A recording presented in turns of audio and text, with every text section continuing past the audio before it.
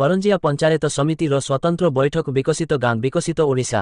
କରଞ୍ଜିଆ ବ୍ଲକରେ ବିକଶିତ ଗାଁ ବିକଶିତ ଓଡ଼ିଶା ନାଁରେ କାର୍ଯ୍ୟର ସମୀକ୍ଷା ନେଇ ଆଜି ପଞ୍ଚାୟତ ସମିତିର ସମ୍ମିଳନୀ କକ୍ଷରେ ଏକ ସ୍ୱତନ୍ତ୍ର ବୈଠକ ବସିଥିଲା।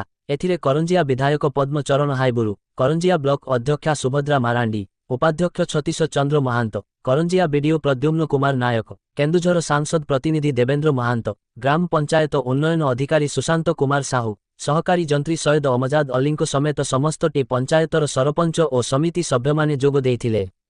2011 ଜନଗଣନା ଅନୁଯାୟୀ କରଞ୍ଜିଆ ବ୍ଲକରଟି ପଞ୍ଚାୟତର ଜନସଂଖ୍ୟା 91,518 ଥିବା ବେଳେ ସେହି ଅନୁସାରେ 3,56,99,261 ଟଙ୍କା ବ୍ୟୟବରାଦ କରାଯାଇଥିଲା। ବିଭିନ୍ନ ପଞ୍ଚାୟତରେ ଗ୍ରାମସଭା ମାଧ୍ୟମରେ ଆବଶ୍ୟକତା ଥିବା ପ୍ରକଳ୍ପ ସବୁ ପ୍ରଥମେ ଜିଲ୍ଲାପାଳଙ୍କ ସ୍ୱୀକୃତି ଲାଭ କରିବା ପରେ ରାଜ୍ୟ ସରକାରଙ୍କ ଅନୁମୋଦନ କ୍ରମେ ଏଠାରେ କାର୍ଯ୍ୟ ଆରମ୍ଭ ହୋଇପାରିବ ବୋଲି ଅଧିକାରୀଗଣ ମତବ୍ୟକ୍ତ କରିଥିଲେ।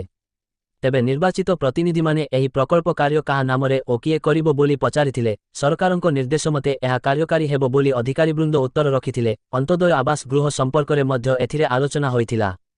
ତେବେ 5,000 କୋଟି ଟଙ୍କାର ବ୍ୟୟବରାଦରେ ଏହି ଯୋଜନା 5 ବର୍ଷ ଯାଏ କାର୍ଯ୍ୟକାରୀ ହେବା, ଏହା ମାଧ୍ୟମରେ ମୌଳିକ ଭିତ୍ତିଭୂମି ବିକାଶ ସହ ଗ୍ରାମୀଣ ଯୋଗାଯୋଗ ବ୍ୟବସ୍ଥାର ସୁଦୃଢ଼ୀକରଣ, ଅନୁନ୍ନତ ଜନଜାତି ସମୁଦାୟ ବସବାସ କରୁଥିବା ଅଞ୍ଚଳରେ ଆଭ୍ୟନ୍ତରୀଣ ଓ ଅନ୍ତର୍ଗ୍ରାମ୍ୟ ସଡ଼କ ସଂଯୋଗୀକରଣ, କ୍ଷୁଦ୍ର ପର୍ଯ୍ୟଟନସ୍ଥଳୀର ବିକାଶ ଓ ଉନ୍ନତିକରଣ, ଶିକ୍ଷା ଓ କ୍ରୀଡ଼ା ଭିତ୍ତିଭୂମିର ସମ୍ପ୍ରସାରଣ ଓ ଆଧୁନିକୀକରଣ ତଥା ନୂତନ ଅଭିନବ ଜନମଙ୍ଗଳକାରୀ ବହୁମୁଖୀ ପ୍ରକଳ୍ପର ନିର୍ମାଣ ଓ କାର୍ଯ୍ୟାନ୍ୱୟନ ଆଦି କାର୍ଯ୍ୟ ସମ୍ପନ୍ନ ହେବା।